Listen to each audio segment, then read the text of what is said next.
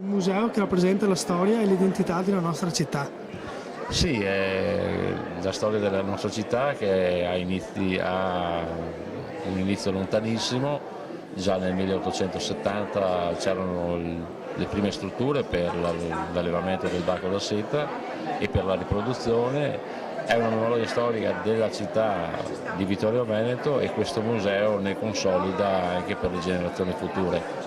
Vorrei che molti giovani venissero a visitare questo museo perché qui c'è tanta fatica delle nostre gente veneta che ha lavorato nelle filande con orari impossibili, soprattutto erano gli anni delle bambine operaie e quindi una cosa che merita essere ricordata. Prima nel suo discorso ha appunto voluto ricordare questi lavoratori. Questo museo vuole soprattutto onorare il loro impegno e il loro lavoro.